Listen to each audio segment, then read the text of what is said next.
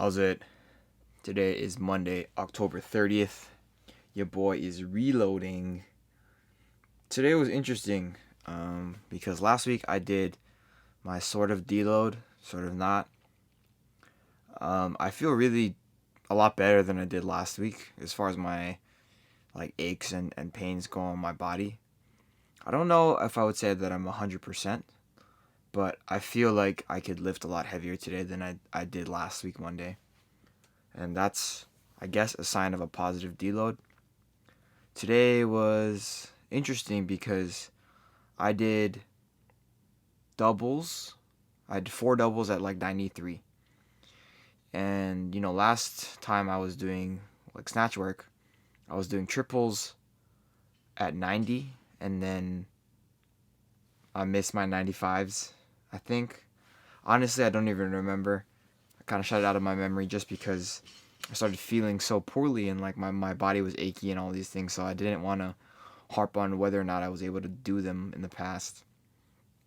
But today was Steve gave me a range of 3 or 4 sets of 2 between 93 and 94. And me in the past, I would have selected to do the highest range of reps for the highest range of sets for the highest range of weights. But that's not what I did today. Today I did 93 for 4 doubles. So that's the lower end on the weights and then the higher end on the sets. And I think that was a good call. The lifts were not terrible, but they were definitely not where I wanted them to be. I mean, in all honesty, if you've been watching me long enough, which some of you have been, I don't know if the lifts are ever going to be where I want them to be. I missed one of my snatches today, which is not a great sign. But I think overall, I'm feeling okay. Some of the speed out of the hole is not as good as it was in the past. But I feel like my positions are a lot better overall. It feels like I'm lifting much more technically sound, and it feels like this is much more sustainable if I'm going to be increasing weight week on week. I started off my warm-up today with some muscle snatches. He didn't give me a specific amount of muscle snatches to do, so I ended up just doing whatever. I think I did 3 doubles at 40. I probably could muscle snatch up to 60 for doubles. Maybe 60 is a lot, but I can muscle snatch a lot more than 40 for doubles. And then I moved into some just snatch doubles, starting at 50 and then going upwards from there. Some of these warm-ups, again, like I mentioned, I feel I'm pretty slow out of the hole, squatting it up essentially. I catch it quickly and I get it over my head, and it's really stable over my head. But as I push to push up out of the hole, it feels like I'm hitting a lot of resistance that's normally not there.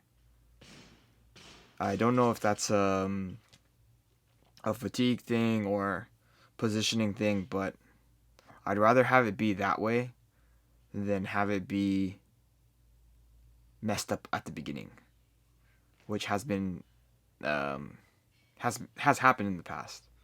This is my last warm up at 90, and then I go for 93. My doubles at 93. Pop the top off. That's what's up. So I move pretty quickly. I think towards the end of the lifts, I kind of remembered how to get my upper body correct in the snatch. Whew. That's definitely a miss. That's definitely a press out.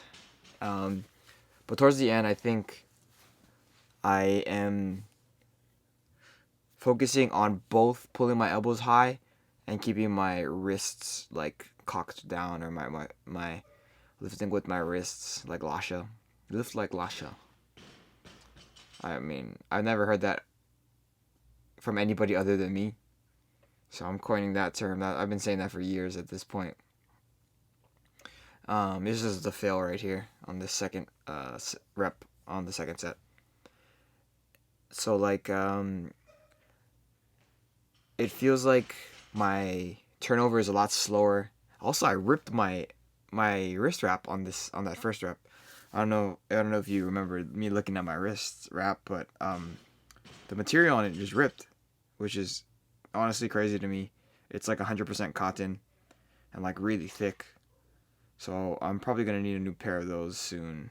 But yeah, I mean, I don't think they're dysfunctional. It's just not a great sign that they ripped like that. But like I mentioned, kind of going back to the technique. Oh, look at Blake. Look at Blake. That's my boy, bro. That dude is so funny. That's a goofy ass human.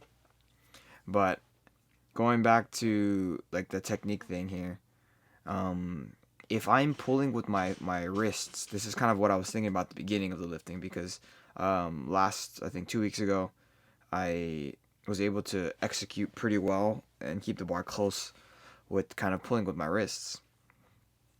But that kind of meant I forgot about how my elbows should be moving, and I forgot how to pull my elbows up, back, and through. Those are the key points that I think about. Those are things that I made up. Like really, I made those up like years and years and years ago, just so that I could remember a cue. So you see here, this is my last set. That first rep, I remembered about my elbows, and look at how high I got that bar. I guess relative to my positioning. There's a reason why it kind of pushed back on my heels. It's because I wasn't ready for it to be in that position when I got under the bar. And then I end up making this last one here as well. Pretty okay, not terrible. After that, I moved into some floating snatch pulls, just triples here at 100, which I think is, I'm not sure actually if that's the highest I went during the volume phase, but it's the highest I've gone this week. um, some of these are better than others. I think my last set I end up getting onto my toes, like calf raising, and that's not something that I'm looking for. I'm trying to get as much extension through my legs, and I guess inevitably through my hips, without getting on my toes. Sometimes that timing area between getting on your toes and extending your hip gets a little bit messed up. And so what it's supposed to be, at least in the way that I understand it, in my perspective, which could be completely wrong. Please tell me if I am wrong. But the way the timing should be is that your knees should extend first, and at that same time your hips essentially will be extending, because if you extend your knees and your hips with the correct positioning, they'll extend at the same time. And then you should go on your toes. Anytime before that, you're losing extension on your hips, which means that you're not going to be moving as close to 1-to-1 as possible on the extension position. So, yeah. After the pulls, I did some front squats. These were fucking heavy. Okay, watch this set. This is the first set at 130. Look at this last rep. Whew. I probably should have used my belt today. I think I'm gonna use my belt next time I front squat. I am not strong enough to not use my belt right now. I would have loved to get to like 140 with no belt.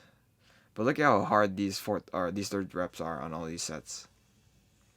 I think perhaps this set is the best set, this third one. And it's still not good. Like my overall tightness just falls apart. Look at that. Look at that. So first rep is good. Second rep is a little bit less good, but still pretty fundamentally sound on all of these. And then my last rep, just I hit a wall, and then the bar doesn't move, and then like my whole body kind of like readjusts positions so that I can push. And that's not good. But I'm gonna try to fix that moving forward. I think using my belt will help that a lot, but that's just like a really band-aid fix. I think that if I breathed more deliberately, I think that that would help quite a bit. So we'll see what happens next time I front squat, which is probably gonna be Friday. I don't know yet. I have to talk to my coach. Finished off today with an actual 3 sets of accessories for each. So I did my pull-ups and then some of these pull-off presses.